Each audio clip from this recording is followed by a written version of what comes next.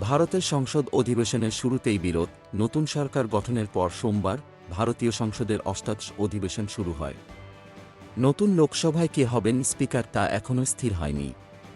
বুধবার স্পিকার নির্বাচন করা হবে দেশটিতে। তার আগে সংসদ পরিচালনা করার জন্য বিজেপি সংসদস্য ভর্তৃহরি মহতাবকে প্রোটেম অথবা অস্থায়ী স্পিকার নির্বাচন করলেন প্রধানমন্ত্রী নরেন্দ্র মোদী। এ নিয়েই শুরু হয় বিরোধ। নিয়ম ভেঙে ভর্তৃহরিকে নিয়োগ দেওয়ায় লোকসভার প্রথম অধিবেশনের শুরুর দিনেই মোদির বিরুদ্ধে বিতর্কের ঝড় তোলেন বিরোধীরা। নতুন সরকার গঠনের পর সোমবারই সংসদে প্রথম অধিবেশন বসে। অধিবেশনে প্রথম বক্তৃতা করেন প্রধানমন্ত্রী নরেন্দ্র মোদী। তাকে সংসদে বক্তৃতা দেওয়ার জন্য আহ্বান জানান ভর্তৃহরি।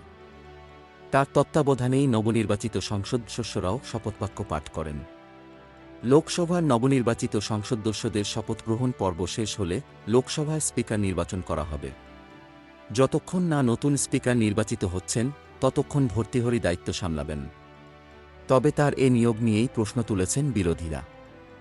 তাদের দাবি, নিয়ম ভেঙে 7 বারের সংসদসদস্য ভর্তৃহরিকে অস্থায়ী স্পিকার করা হয়েছে।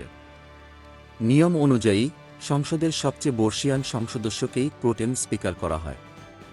সেদিক থেকে দেখতে গেলে এবারের লোকসভায় সবচেয়ে বর্ষীয়ান সংসদসদস্য কংগ্রেসের সুরেশ কদিকুন্নিল। তিনি 8 বারের সংসদসদস্য। তবে সুরেশকে বাদ দিয়ে ভর্তৃহরিকে প্রোটেম স্পিকার করা নিয়ে আপত্তি তুলেছেন বিরোধীরা। কংগ্রেস সংসদসদস্য সুরেশ এ প্রসঙ্গে সংবাদ সংস্থাকে বলেছেন, এনডিএ সরকার লোকসভার নিয়ম ভেঙেছে। নিয়ম ছিল সবচেয়ে বেশিবার জেতা সংসদসদস্যকেই প্রোটেম স্পিকার করা। সেদিক থেকে আমি 8 বারের সংসদসদস্য, আর ভর্তৃহরি 7 বারের। এনডিএ সরকার আবারও বিরোধী দলকে অপমান করল। তাই বিরোধী জোট ইন্ডিয়া সর্বসম্মতিক্রমে অধিবেশন বয়কট করার সিদ্ধান্ত নিয়েছে। মোদি অবশ্য অধিবেশনের শুরুতে সহমতের কথা শুনিয়েছেন।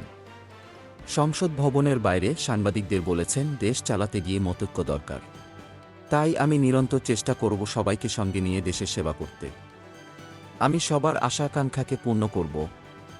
আমি সবাইকে সঙ্গে নিয়ে চলতে চাই। তবে বিরোধীদের, বিশেষ করে কংগ্রেসকে কটাক্ষ করতেও ছাড়েননি তিনি।